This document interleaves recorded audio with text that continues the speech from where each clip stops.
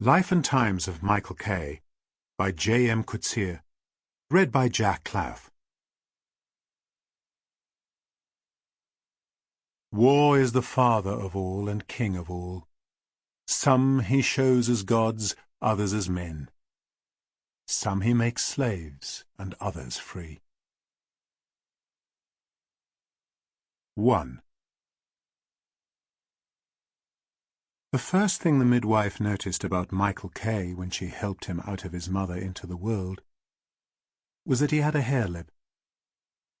The lip curled like a snail's foot. The left nostril gaped. Obscuring the child for a moment from its mother, she prodded open the tiny bud of a mouth and was thankful to find the palate whole. To the mother she said, "You should be happy they bring luck to thy household." But from the first Anarchic did not like the mouth that would not close and the living pink flesh it bared to her. She shivered to think of what had been growing in her all these months. The child could not suck from the breast and cried with hunger. She tried a bottle. When it could not suck from the bottle, she fed it with a teaspoon, fretting with impatience when it coughed and spluttered and cried.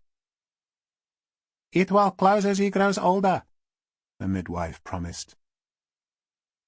However, the lip did not close, or did not close enough, nor did the nose come straight. She took the child with her to work and continued to take it when it was no longer a baby.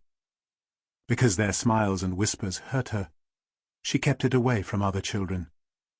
Year after year, Michael K. sat on a blanket, watching his mother polish other people's floors, learning to be quiet.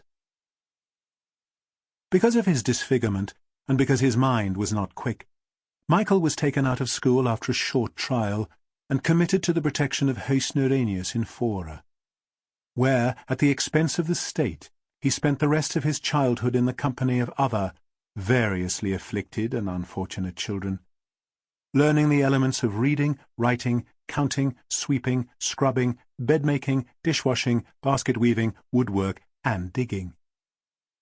At the age of 15, he passed out of Narrator and joined the Parks and Gardens Division of the Municipal Services of the City of Cape Town as Gardener Grade 3B.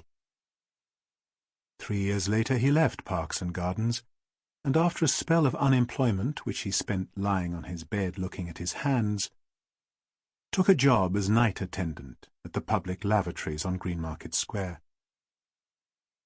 On his way home from work late one Friday, he was set upon in a subway by 2 men who beat him, took his watch, his money, and his shoes, and left him lying stunned with a slash across his arm, a dislocated thumb, and 2 broken ribs. After this incident he quit night work and returned to Parks and Gardens, where he rose slowly in the service to become Gardener Grade 1. Because of his face, Kay did not have women friends. He was easiest when he was by himself.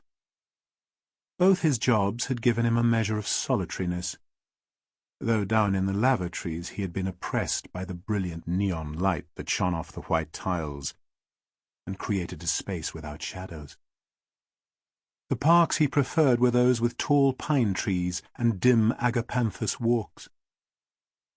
Sometimes on Saturdays he failed to hear the boom of the noon gun, and went on working by himself all through the afternoon.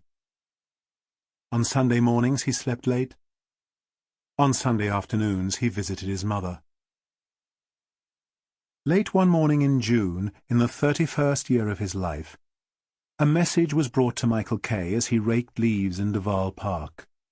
The message, at third hand, was from his mother. She had been discharged from hospital and wanted him to come and fetch her. Kay put away his tools and made his way by bus to Somerset Hospital, where he found his mother seated on a bench in a patch of sunlight outside the entrance. She was fully dressed, save that her street shoes stood beside her. When she saw her son, she began to weep, holding her hand before her eyes so that other patients and visitors should not see.